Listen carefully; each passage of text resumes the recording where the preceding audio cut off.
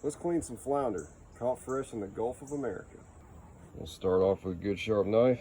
Make sure you got your buddy with you.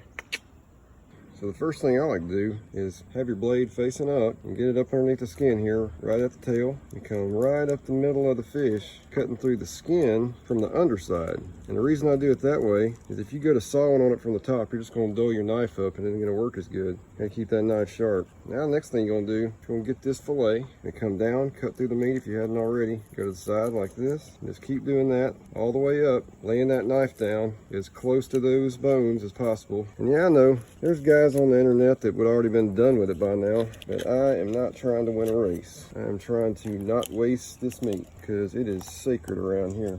And once you get up around here, it gets a little bit tricky because you start encountering those bones and stuff. You just gotta be patient, keep at it. But what you don't want to do is waste all the meat that's up behind the head. Try to get as much of it as you can, even if it's tricky. Come down through there, keep turning that knife, and now you got the first of the 4 fillets. Okay, so let's get this next fillet. You got your backbone kind of humped up here, so make sure once you get past that, you kind of angle your knife down like that, and then over like that. All right, let's keep going. I'm gonna pop out right there at this fin. So right here you got the ribs. If you want to, you can try to work your knife over the ribs, or if you just want to take them off later, you can just include that part in this fillet you're cutting off. Here you got all the belly meat here. You take that off with the fillet too.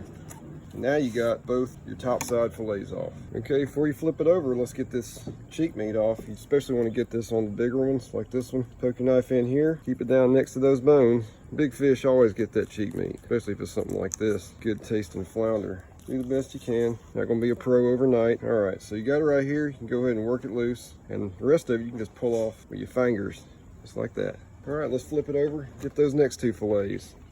Just like we did on the top side, get that knife underneath and cut up. Down here, cut across, work that knife over. Get through that skin if you hadn't already. And get my big old forearm out of the way so you can see.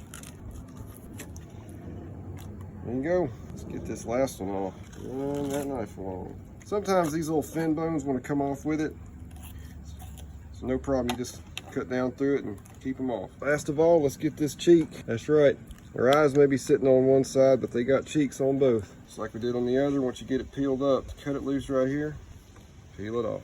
There's your cheek. And there you have it, 4 beautiful flounder fillets with the cheeks. Now, if you want to, you can go ahead and take your knife, run it along the bottom and get this skin off. I personally like to store mine with the skin on and just take it off real quick right before I cook it. I find it stores better that way, but that's all just personal preference. All right, guys, I got a whole cooler of these to clean, so I'll see you next time.